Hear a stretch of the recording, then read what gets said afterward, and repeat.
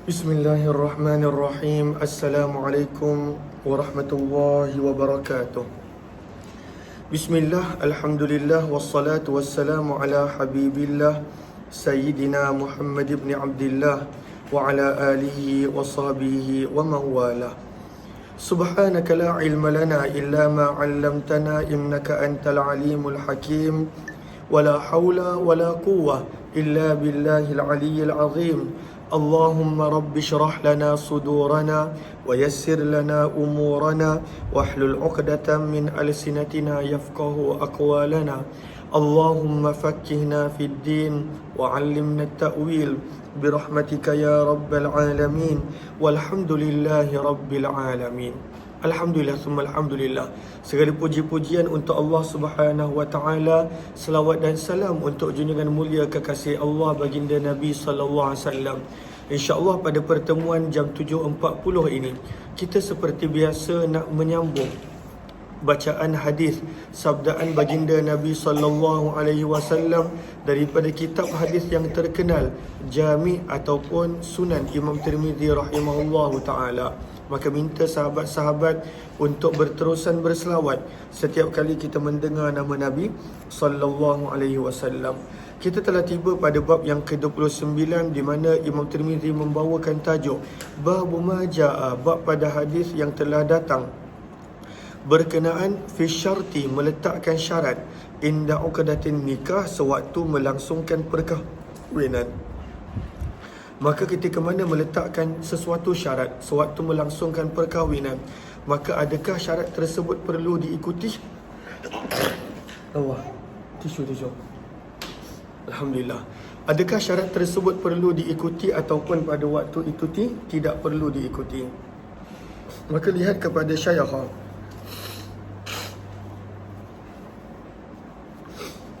Lihat kepada Syaikh pada baris yang pertama, fa inda Syafi'i, Imam Syafi'i berkata, apabila seseorang itu tidak beramal dengan syarat yang telah ditetapkan selepas daripada nikah, maka pada waktu itu ianya akan ada kekurangan pada nikah tersebut, ada khalal. Maksudnya syarat tersebut perlu diamalkan. Sementara itu kata Imam Abu Hanifah, la yadurru fin nikah, syarat yang dibuat sewaktu akad tidak mendatangkan sebarang kesan kepada perkahwinan. Maksudnya syarat tersebut tidak perlu diikuti, kata Imam Abu Hanifah rahimahullahu taala. Kemudian apakah syarat-syarat yang boleh diletak? Lihat kepada Arafah pada baris yang pertama, asyurutul lati la tunafin nikah, adalah syarat-syarat yang tidak bertentangan dengan nikah. Syarat yang tidak bertentangan dengan nikah, maka pada waktu itu adalah boleh.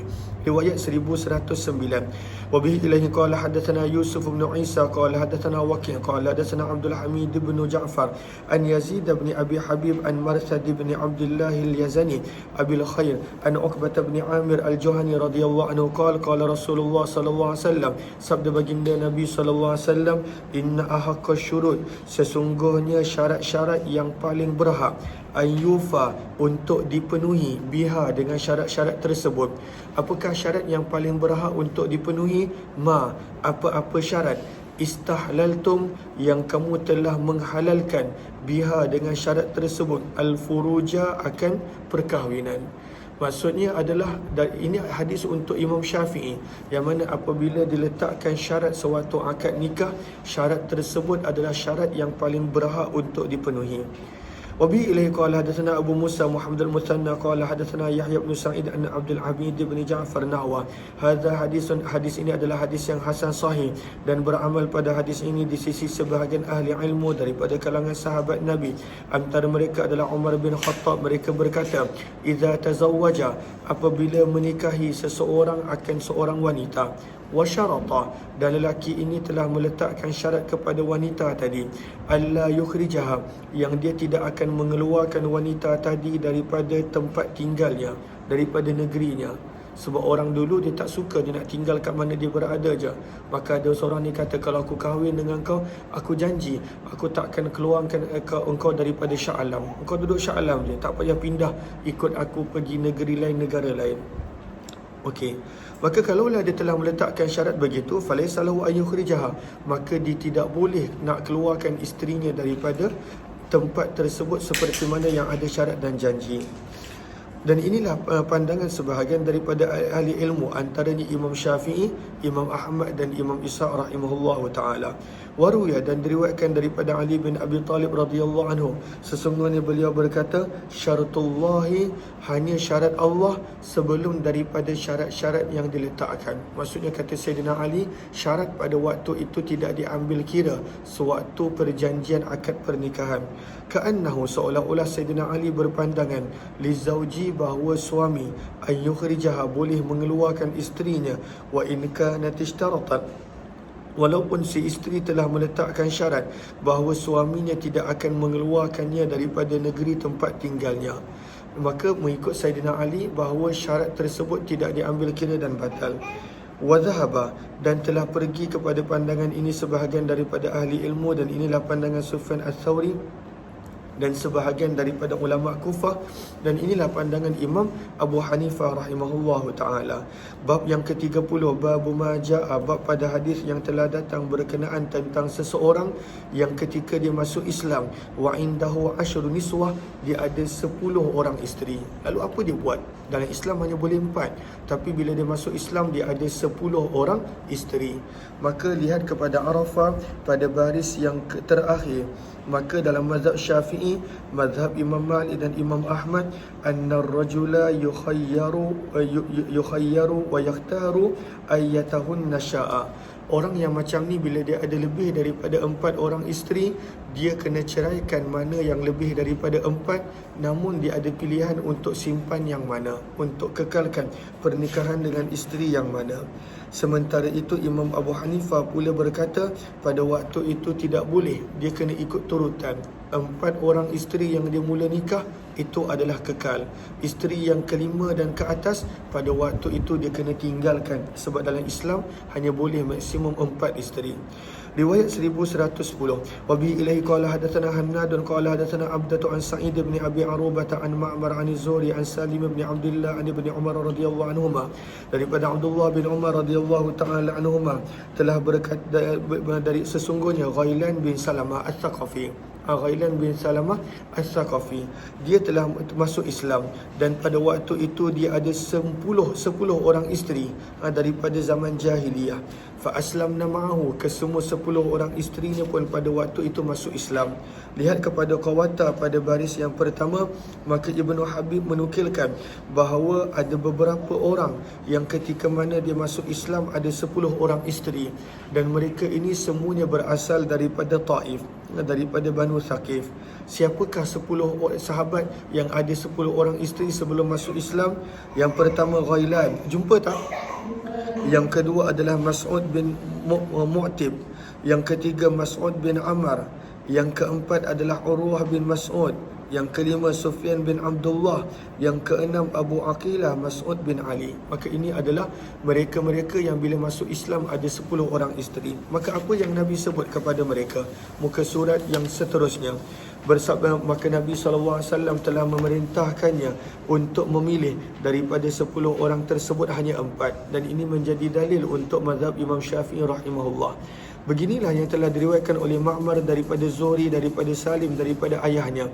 Kata Imam Tirmidzi, aku telah mendengar Muhammad bin Ismail Al-Bukhari telah berkata, hadis ini tidaklah mahfuz, tidaklah terpelihara sanadnya. Was-sahih, dan riwayat yang lebih sahih adalah apa yang telah diriwayatkan oleh Syu'aib bin Abi Hamzah dan selainnya daripada Zuhri, di mana beliau berkata, hudithtu, aku telah diceritakan hadis daripada Muhammad bin Suwaid Ats-Tsaqafi bahawa sesungguhnya Ghailan bin Salamah telah masuk Islam, dan beliau mempunyai 10 orang isteri pada waktu itu. Qala Muhammad, berkata Muhammad bin Ismail Al-Bukhari, wa innama, dan hanya sahaja hadis Zuhri daripada Salim daripada ayahnya bahawa sesungguhnya seseorang daripada Banu Thaqif telah menceraikan isterinya. Maka Umar bin Khattab telah berkata kepadanya, la turaji'anna, hendaklah kamu merujuk kembali isteri-isteri kamu, ataupun aku merejam akan kubur kamu seperti mana direjamnya kubur Abu Righal. Maka ini adalah pada waktu itu riwayat yang lain. Siapakah Abu Righal? Abu Righal adalah seorang yang jahat sebenarnya. Boleh lihat kepada Allahumma salli ala Sayyidina Muhammad, boleh lihat kepada Sahara pada baris yang kedua 45 pada baris yang kelima, pada hujung baris yang kelima, kana dalilul habsyah hina ja'u li hadmil Ka'bah. Ada yang mengatakan Abu Righal ini yang bawa tentera Habsyah melalui jalan-jalan daripada Yaman untuk sampai ke Mekah untuk menghancurkan Kaabah. Maka orang Arab benci dia sebelum daripada Islam. Wakila innahu awwal man akhadha al-ushr. Ada yang mengatakan Abu Righal adalah orang yang mula-mula sekali pada waktu itu, kemudian dia menjadi ikutan orang yang menetapkan cukai sebanyak 10% daripada rakyat dia. Maka orang Arab benci dia. Dan beliau disebut sebagai orang yang sangat zalim dan pada waktu itu orang yang sangat keji. Maka Umar bin Khattab radhiyallahu taala anhu telah berkata kepada orang yang menceraikan isterinya ketika mana pada waktu itu tanpa sebab untuk mengambil semula isterinya, ataupun pada waktu itu akan direjam seperti mana orang Arab kebiasaannya merejam kubur Abu Righal. Tetapi ini adalah riwayat tambahan. Tapi tajuk bab adalah kalaulah ada lebih daripada 4 orang isteri, maka kena pilih hanya 4, dan yang baki lebih daripada 4 kena pisah. Sebab dalam Islam maksimum hanya 4 orang isteri sahaja. Dan beramal di atas hadis Ghailan bin Salamah di sisi para sahabat kami, antara mereka adalah Syafi'i, Imam Ahmad dan Imam Ishaq rahimahullahu ta'ala. Bab yang ke-31, Babu Maja'a, bab pada hadis yang telah datang berkenaan seseorang yang ketika mana dia masuk Islam, dia ada 2 orang isteri yang merupakan adik-beradik daripada zaman sebelum Islam. Islam tak benarkan adanya perkahwinan adik-beradik. Maksudnya kakak dan adik ada suami yang sama. Islam tak benarkan. Lalu kalaulah seseorang itu sebelum Islam dia berkahwin begitu, maka bila dah masuk Islam, apa yang dia patut buat? Ini adalah hadisnya. Riwayat 1111. Wa bihi ilaihi qala hadatsana Qutaibah qala hadatsana Ibnu Lahiyah an Abi Wahab al-Jaishani annahu sami'a ibn Fayruz ad-Dailami yuhaddits an abihi radhiyallahu ta'ala anhu qala Ataitu, beliau telah berkata, aku telah mendatangi Nabi SAW. Maka aku telah berkata, wahai utusan Allah, inni aslamtu, aku telah masuk Islam. Wa tahti, namun di bawahku, maksudnya sebagai isteriku, ukhtan, aku ada 2 orang isteri yang merupakan adik-beradik. Maka Nabi SAW bersabda, ikhtar, pilihlah daripada kedua tersebut, syi'ta, yang mana kamu inginkan, yang mana kamu suka. Maka lihat kepada Sahara pada baris yang terakhir. Maka daripada sini sabdaan Nabi, sawa'un kanatil mukhtarah, sama ada yang dipilih tersebut adalah orang yang dikahwin awal ataupun kahwin kemudian. Dan inilah pandangan Imam Syafi'i, Imam Malik dan Imam Ahmad. Sementara itu Imam Abu Hanifah berkata, kalaulah kedua-duanya berkahwin mengikut turutan, la yakhtaru, dia tidak boleh memilih kecuali hanya isteri yang awal. Imam Abu Hanifah tidak mengambil amal dengan hadis ini. Sebaliknya Imam Abu Hanifah mengikut turutan. Siapa yang kahwin pertama, itu yang dia kena kahwin dengan wanita tersebut. Sementara itu isteri yang kedua, pada waktu itu automatik terbatal perkahwinan dan pernikahannya. Kata Imam Tirmidzi, hadis ini adalah hadis yang hasan gharib. Dan Abu Wahab al-Jaishani namanya adalah Ad-Dailam bin Hausyab rahimahullahu ta'ala. Bab yang ke-32, Babur Rajul, bab berkenaan tentang seseorang yashtari, yang telah membeli seorang jariyah, hamba perempuan, dan pada waktu itu hamba perempuan tersebut sedang hamil. Maka bila hamba perempuan tersebut sedang hamil, maka dalam Islam Al-Quran menyebut bahawa seseorang itu dia boleh bersama dengan hamba perempuan dia boleh bersama. Tapi kalaulah hamba perempuan tersebut sedang hamil, maka dia tidak boleh bersama sehinggalah pada waktu itu hamba tersebut melahirkan. Ataupun kalaulah dia beli hamba perempuan yang tak hamil sekalipun, dia perlu pada waktu itu melakukan istibra', perlu menanti beberapa waktu dan ketika terlebih dahulu, sehinggalah benar-benar pasti yang hamba perempuan ini tidak ada, Allahumma salli ala Sayyidina Muhammad, tidak ada kandungan daripada tuan yang sebelumnya. Tapi kalaulah pada waktu itu dah ada kandungan, maka sepatutnya tak boleh jual. Pada waktu itu telah menjadi ummu walad kepada tuan dia. Tapi zaman kita dia tidak ada hamba. Islam banyak menggalakkan untuk membebaskan hamba. Sebab itu dalam Islam kita nampak, kalaulah tidak jaga pantang larang puasa, merdekakan hamba. kalaulah buat sesuatu perkara yang dilarang, Islam suruh merdekakan hamba. Maka bab yang ke-32, Allahumma salli ala sayyidina Muhammad, lihat kepada Arafah. Arafah baris yang keempat. Maka berkata Imam Abu Hanifah, yajibu istibra'ul amah, wajib untuk istibra', memastikan pada waktu itu tidak ada sebarang kandungan pada hamba perempuan yang baru dibeli, sama ada hamba perempuan tersebut masih dara ataupun pada waktu itu telah berkahwin ataupun janda. Imam Syafi'i pula berkata, la istibra'a fil bikr, kalaulah hamba perempuan tersebut adalah dara, tidak perlu untuk istibra', tidak perlu untuk pada waktu itu menunggu yang rahimnya pada waktu itu adalah benar-benar bersih dan sebagainya. Riwayat yang ke-1113, riwayat yang ke-1112, wabihi ilayhi qala hadatsana Umar bin Hafs al-Syaibani al-Basri qala hadatsana Abdullah bin Wahab qala hadatsana Yahya bin Ayyub an Rabi'ah bin Sulaim an Busr bin Ubaidillah an Rufai' bin Thabit radhiyallahu anhu an Nabi sallallahu alaihi wasallam qala, maka sabda Nabi sallallahu alaihi wasallam, man kana yu'minu billahi wal yawmil akhir, barang siapa yang benar-benar percaya dan beriman kepada Allah dan hari akhirat, fala yaski, maka janganlah pada waktu itu dia memasukkan ma'ahu aymaninya walada ghairi, pada kandungan anak orang lain. Jangan, dia kena istibra' dulu. Istibra' maksudnya dia kena tunggu untuk satu-satu tempoh masa terlebih dahulu. Maka Nabi SAW jangan, kalau orang beriman dia akan istibra', pada waktu itu dia tidak akan pada waktu itu bersama dengan hamba perempuan yang telah pada waktu itu ada kandungan anak daripada tuan yang lain. Hadis ini adalah hadis yang hasan dan sungguh telah diriwayatkan lebih daripada satu sanad daripada Rufai' bin Thabit, dan beramal pada hadis ini di sisi ahli ilmu, mereka berpandangan tidak boleh untuk seseorang apabila telah membeli mana-mana hamba perempuan dalam keadaan hamba perempuan tersebut hamil, maka tidak boleh untuk dia yata'aha bersama dengan hamba perempuan tersebut hatta tada'a, sehinggalah hamba perempuan tersebut melahirkan anak. Dan di dalam bab ini ada juga riwayat daripada Abdullah bin Abbas, Abu Darda, Irbad bin Sariyah dan Abu Sa'id radhiyallahu ta'ala anhu. Bab yang ke-33, bab maja'a, bab pada hadis yang telah datang yasbil amah, berkenaan tentang seseorang yang memiliki tawanan hamba perempuan. Yasbi maksudnya memiliki tawanan.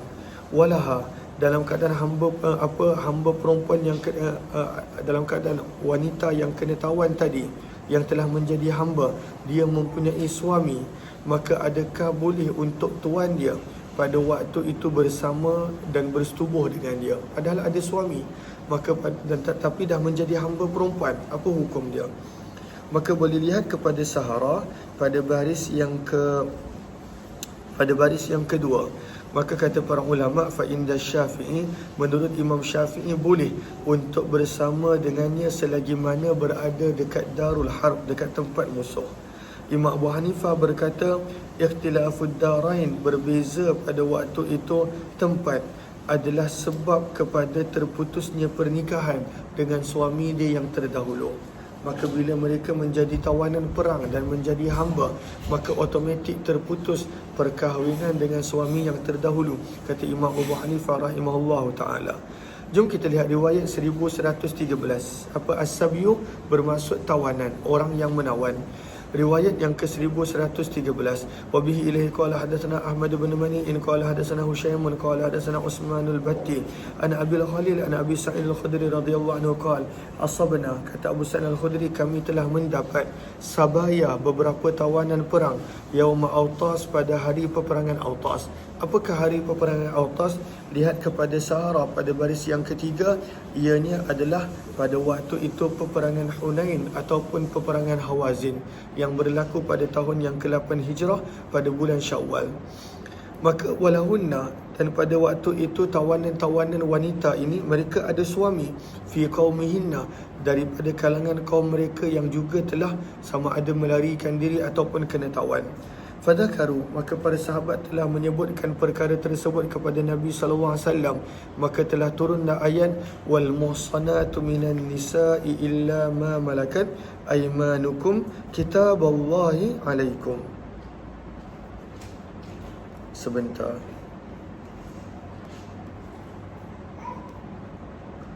Maka firman Allah Subhanahu wa taala, wal musanat, dan diharamkan ke atas kamu untuk bersama ataupun berkahwin dengan perempuan-perempuan isteri orang kecuali hamba sahaya yang kamu miliki. Maka pada waktu itu haram bersama dengan isteri orang kecuali hamba-hamba yang telah menjadi tawanan perang, maka pada waktu itu adalah boleh.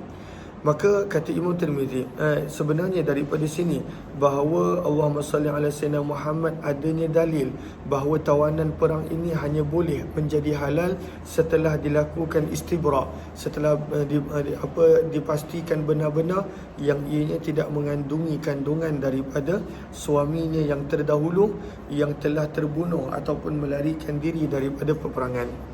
Hadis ini adalah hadis yang hasan. Jelas ke jelas? Suara saya dengar ke? Saya tak boleh dengar suara yang kuat. Wahakadha, dan beginilah apa yang telah diriwayatkan oleh Ats-Tsauri daripada Uthman Al-Batti, daripada Abu Khalil, daripada Abu Sa'id Al-Khudri. Dan Abu Khalil, nama penuh perawi ini adalah Salih bin Abi Maryam. Hammam telah meriwayatkan hadis ini daripada Qatadah, daripada Salih bin Abi Khalil, daripada Abu Alqamah Al-Hashimi, daripada Abu Sa'id Al-Khudri radhiyallahu anhu, daripada Nabi sallallahu alaihi wasallam.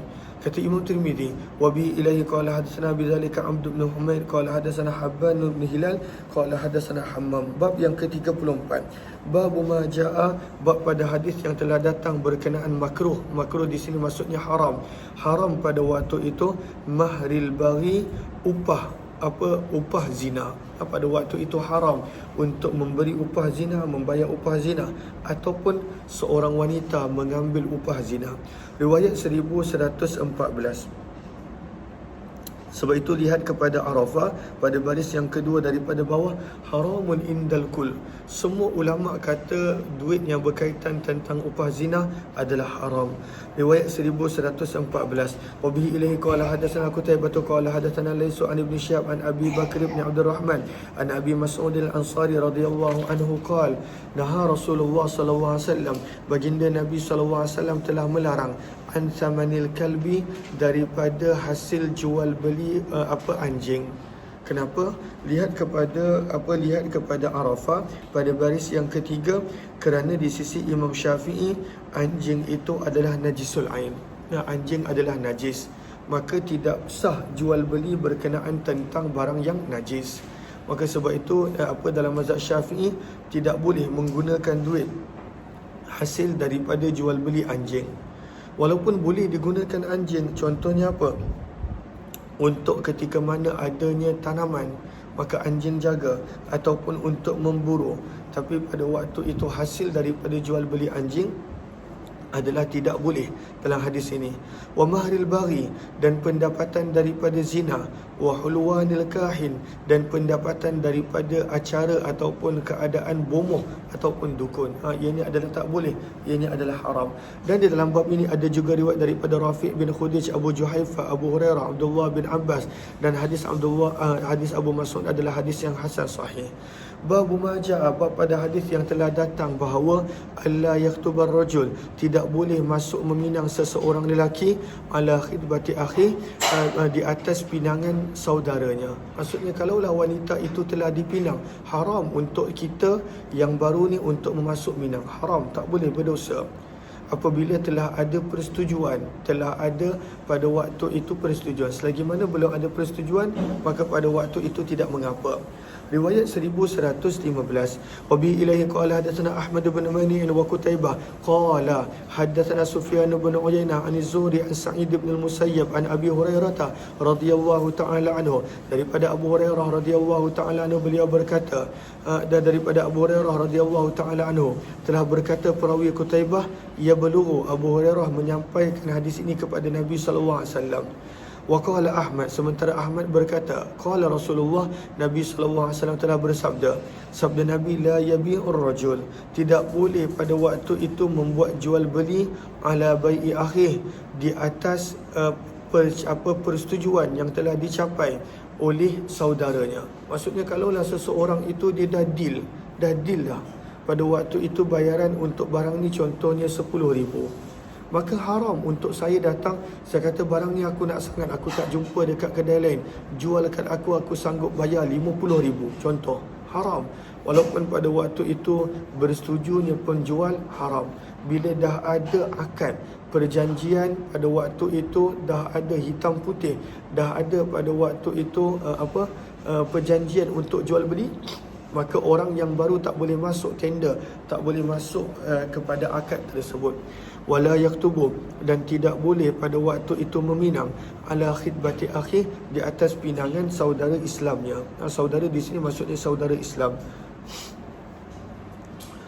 Okey, lihat kepada Sahara pada baris yang ke-245. Apakah maksud yang tak boleh itu? Ketika mana seseorang itu meminang seorang wanita dan pada waktu itu mereka telah bersepakat di atas mahar, mereka telah pun sama-sama gembira dan tidak ada yang baki kecuali hanya waktu nikah, maka pada waktu itu haram kalaulah kita pergi masuk dan pergi minang. Hukumnya adalah haram. Tisu mana tisu? Tisu je ya? Allahumma salli ala habibina Muhammad wa ala alihi washabihi ajma'in. Okey. Dan kata Imam Tirmizi, dan dalam bab ini ada juga riwayat daripada Samurah daripada Abdullah bin Umar radhiyallahu anhuma. Berkata Imam Tirmizi, hadis Abu Hurairah adalah hadis yang hasan sahih. Telah berkata Imam Malik bin Anas, innama makna, yang dimaksudkan dengan tidak boleh pada situasi ini adalah ay yakhtuba, bahawa seseorang lelaki itu meminang ala khidbati akhi, pada pinangan saudaranya, idza khataba, apabila seseorang itu ketika mana dia meminang dan wanita itu telah bersetuju dengannya. Maka kalaulah dah bersetuju, dah tak boleh masuk minang. Haram, berdosa pada waktu itu apabila dilakukan begitu. Falaisa li ahad, maka tidak boleh untuk orang lain memasuk meminang di atas pinangan tersebut.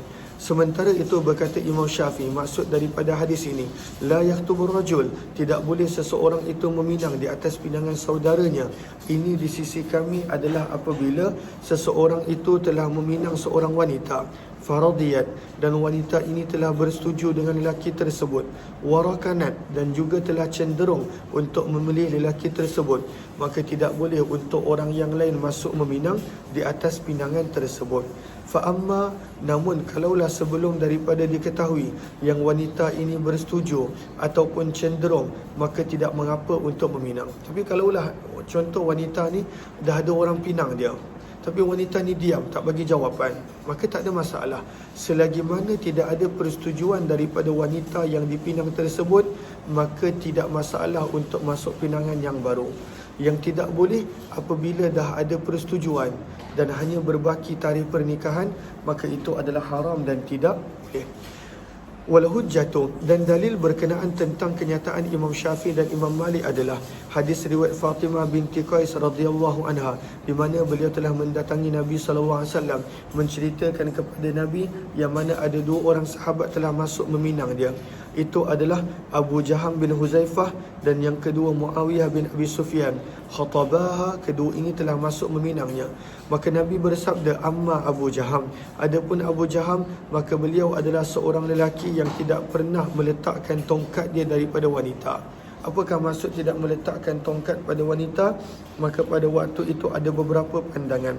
Yang pertama, Allahumma salli ala sayyidina Muhammad, ada yang mengatakan Abu Jaham pada waktu itu dia ada pukul wanita. Itu satu. Yang kedua, tidak meletakkan tongkat. Abu Jaham ini terlalu kuat berjalan dan musafir, dia asyik tak ada kat rumah. Sementara itu sabda Nabi SAW, Muawiyah bin Abi Sufyan pula adalah fasuluk, adalah seorang yang sangat miskin, la mala lahu, tidak mempunyai sebarang harta. Walakin, sabda Nabi, dan akan tetapi bernikahlah kamu dengan Usamah. Maka maksud daripada hadis ini di sisi kami, wallahu alam, bahawa Fatimah binti Qais apabila dimaklumkan kepada Nabi, dia pada waktu itu tidak lagi bersetuju dengan mana-mana daripada dua pilihan tersebut. Falau akhbarathu, kalaulah Fatimah binti Qais telah maklumkan kepada Nabi yang dia bersetuju dengan salah satu, maka nescaya Nabi tidak akan menggalakkan dia untuk berkahwin kecuali dengan orang yang dia telah bersetuju untuk berkahwin dengan. Riwayat yang ke-1116 kita akan sambung nanti insya-Allah. Terima kasih semua. Wabillahi taufiq wal hidayah. Assalamualaikum warahmatullahi wabarakatuh. Kita jumpa dalam Hayati Quran sebentar lagi insya-Allah.